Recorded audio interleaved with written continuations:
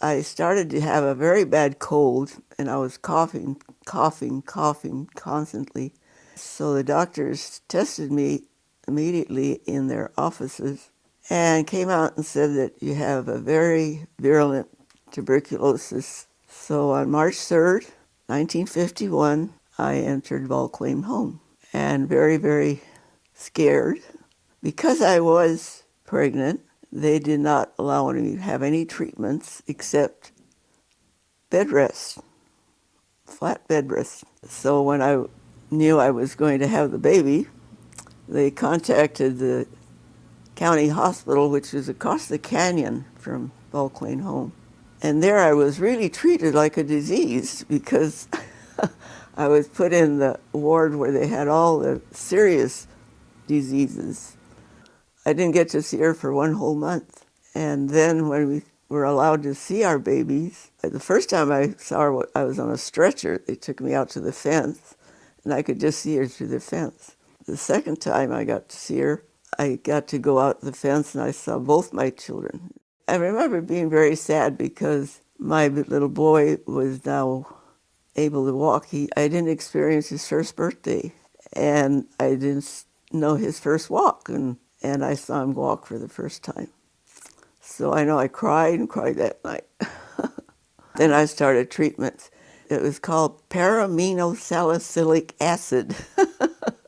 I'm very surprised I remember that. And calcium. We'd get 36 pills a day. Every Friday they came in and gave these shots of streptomycin. That was the worst shot. It numbed you, literally numbed you from your feet clear up to your head. And they warned you, don't fall asleep. Fight sleep, don't fall asleep. Because if you did, you'd have the horrible nightmares. It wasn't all sad because my bedmates, we became very, very good friends.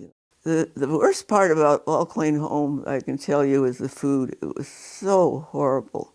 Our families, my husband's family and my family, were busy bringing us food. Every visiting day we got all the good food. And I'd make a big list for my husband what I wanted, peanut butter, jam, anything that I could, or crackers, anything I'd be able to eat. I think it was in June of '52 when they discovered the magic pill, isoniazid. That was a great pill. And you had to register negative for 6 months before you were allowed to go home. Well, isoniazid did the trick, and I tested negative for 6 months, and then I got to go home. The saddest thing about coming home was my association with my children. They didn't know me. I was given permission after I was home about 3 months to have a weekend with my son. And we would have a wonderful time during the weekend. We'd just do all kinds of fun things.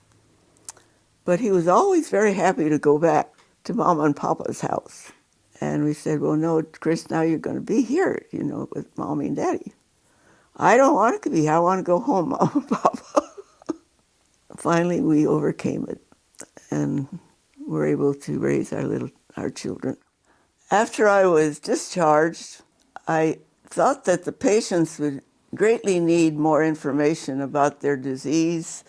I had the idea of starting a newsletter or magazine for them, and I got 5 of our ex-patients together, and with the cooperation and backing of the TB Association in San Diego, we started the Patient Voice, monthly magazine that was sent to all the patients in the hospital, and anyone that had been discharged was allowed to have it mailed to their home.